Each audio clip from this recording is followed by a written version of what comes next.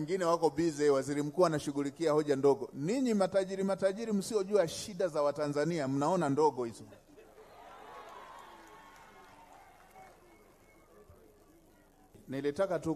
Nilitaka kusisitiza ili jinsi haya mambo kuna wakati napoyaingilia kati watu wengine wanakereka. Juzi nikiwa Iringa pale nilisema watu tuepuke kutunga sheria za kikoloni namna hiyo, kwamba gari yani unashika chombo cha moto cha mwenzio, alafu unasema ndani ya siku 30 asipokuja unauza ndani ya siku 7, alafu unamdai fedha ya kukishikilia. Asante Mheshimiwa Waziri Mkuu. Kwa jina naitwa Ahmed Jumani Marumba. Ni mtumishi kwenye taasisi ya sayansi za afya Mvumi Mission. Ni mwaka 2019 niliingia mkopo na benki ya CRDB kwa lengo la kuanzisha biashara ili niweze kujikwamua kiuchumi badala ya kuendelea kutegemea mshahara. Baada ya kufanikiwa hilo, nilinunua gari aina ya Toyota Hiace kwa bwana mmoja anayejulikana kama Hamisi Yahaya Chamumi. Baada ya kununua hiyo gari mwaka 2020 nikapeleka dokumenti ofisi ya TRA mkoa kwa ajili ya kufanya transfer. Ilikuwa ni mwezi wa 7.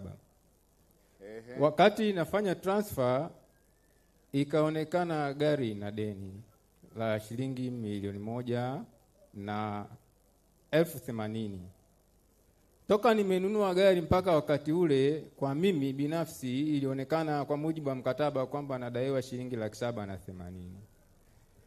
Ni kwa sababu gari nilinunua ikiwa gari nilinunua ilikuwa ni chakavu, kwamba iliungwa tu kwa lengo la yule muuzaji na maafisa wa TRA pamoja na kampuni inaitwa Highland Auction Mart, ni kwa ajili ya kufanya utapeli kwa namna vile ambavyo mimi nilifuatilia na kuchunguza. Nilipobaini utapeli huo, sasa iko wapi? Bado mpaka sasa hivi iko mikononi mwa TRA, japo kwenye makosa waliounga. Mwanzoni walisema iko TRA wapi? Dodoma.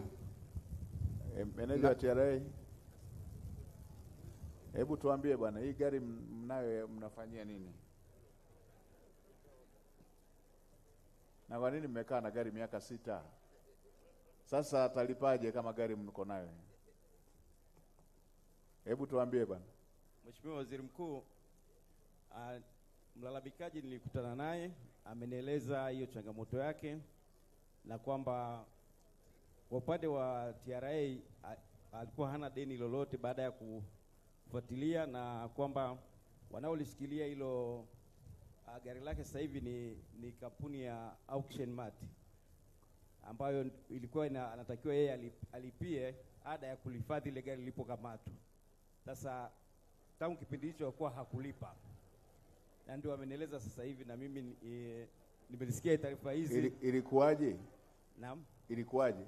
Kulikuwa kuna zoezi la kukamata magari ambayo hayajahamishwa umiliki.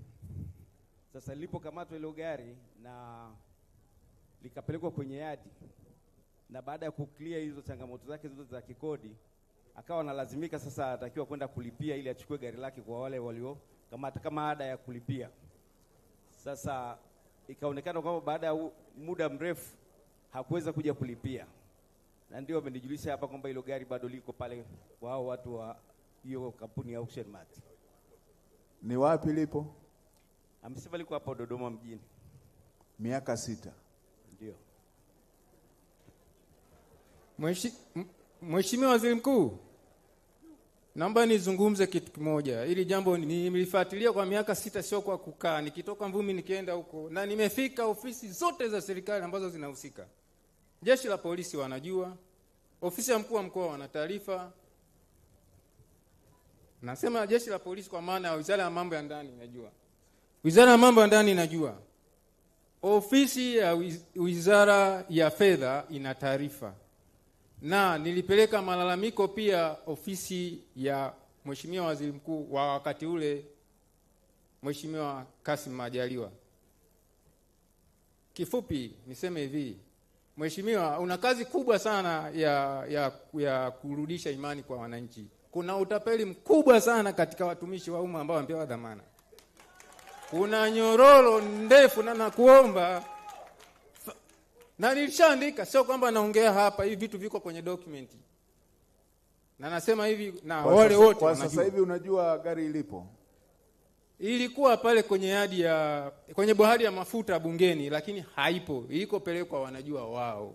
Ila mimi nachojua, kwa sababu TRA baadaye walisema, baadaye sana, baada ya mwaka mmoja, wanasema kwamba wao ndio waliagiza ikamatwe. Lakini kwa mujibu wa fomu ya ukamataji, hakuna ofisa wa TRA, fomu yao Highland Document iko clear, japo ni matapeli wanatumia usomi, iko clear kwamba wanapokamata lazima ambatane na ofisa wa TRA, lazima ambatane na ofisa kutoka jeshi la polisi. Lakini wakati wanakamata, kwanza ilikuwa kipindi cha uchaguzi ambako operation zote zilishasitishwa.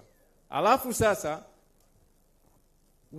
wakati baada ya kufuatilia mimi, wakaanza kuniandikia barua za kunitengenezea kosa sasa, kwamba nilienda kupeleka document za kuomba transfer baada ya gari kukamatwa. Sasa sikiliza, swali liko hivi, na vielezo viko hapa na meneja anajua. Ni hivi, mimi nimepeleka document za kuomba transfer mwezi wa 7 mwaka 2020.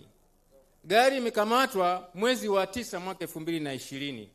Na wakati huo wananiandikia kwamba mimi nipeleka document za kuomba transfer baada ya aliyoniuzia kutaka kulipa forodha, kwamba aliyonunua amekataa kubadilisha umiliki. Ndipo mtu mmoja anaitwa Dawson akatoa. Hebu niambie ulichokuwa unadaiwa ilikuwa shilingi ngapi? Binafsi kwa mujibu wa mkataba ni 780,000. Alafu gari ilikuwa na thamani kiasi gani? Gari nilinunua kwa milioni 6, lakini ikiwa mbovu. Nikatengeneza milioni 9. Niligharimia milioni 9 kuirekebisha. Nilitaka katembea wiki hizi 2. Nilitaka kusisitiza ili jinsi haya mambo, kuna wakati napoyaingilia kati watu wengine wanakereka. Juzi nikiwa Iringa pale, nilisema watu tuepuke kutunga sheria za kikoloni namna hiyo, kwamba gari yani unashika chombo cha moto cha mwenzio, alafu unasema ndani ya siku 30 asipokuja unauza ndani ya siku 7, alafu unamdai fedha ya kukishikilia. Yani wewe umeshikilia mali yangu alafu unanidai kushikilia mali yangu. Sasa hebu oneni, mlikuwa mnamdai milioni 700,000. Mmekaa na gari yake miaka zaidi ya 7 sasa. Gari ya sijui hata iko wapi. Hebu bwana itafuteni hiyo gari yake ilipo. Napokea Waziri Mkuu. Hiyo taarifa niipate mwenyewe, hiyo gari yake imepeleka wapi? Napokea Waziri Mkuu. Ninyi na wale mliowatuma. Nimepokea. Isipopatikana mtamrudishia fedha zake mnazomdai za gari hiyo, na yeye atawalipa hiyo 700,000 mnayomdai.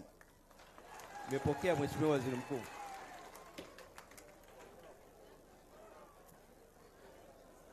Haya ni mambo ya kupuuza haki za watu. Ni kuwatia watu umaskini. Uweze ukadai 700,000 alafu ukavuruga mali ya milioni 25. Kwa 700,000.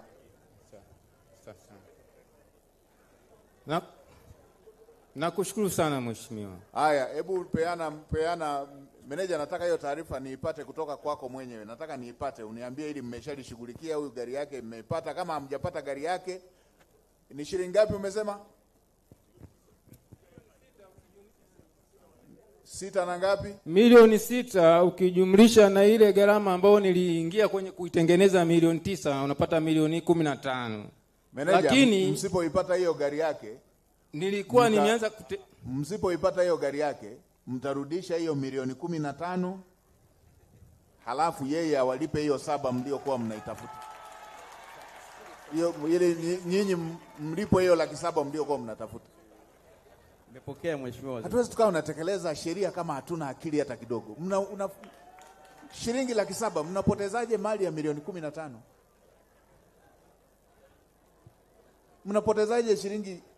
Mnampotezeaje mwananchi wa kawaida namna hii milioni 15 kwa kudai 700,000?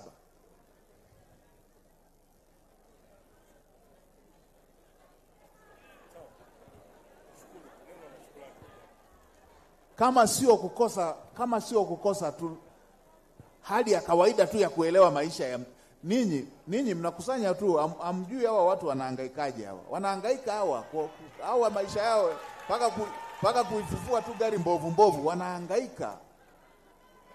Kupata milioni 6 wanahangaika. Amejiokota. Unaweza ukakuta hela ameanza kukusanya akiwa kijana wa miaka 18. Amekuja kuipatia sasa, hata hajatembea nayo azunguke hapa na hapa miaka 7.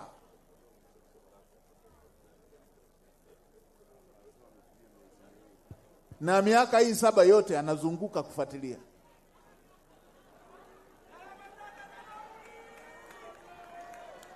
Haya, mtalipa na nauli msipoipata hiyo gari.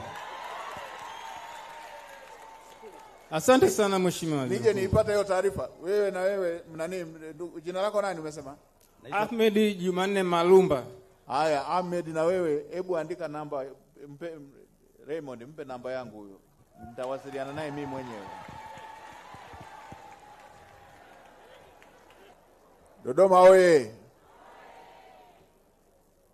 Na wengine wako busy, waziri mkuu anashughulikia hoja ndogo. Ninyi matajiri msiojua shida za Watanzania mnaona ndogo hizo.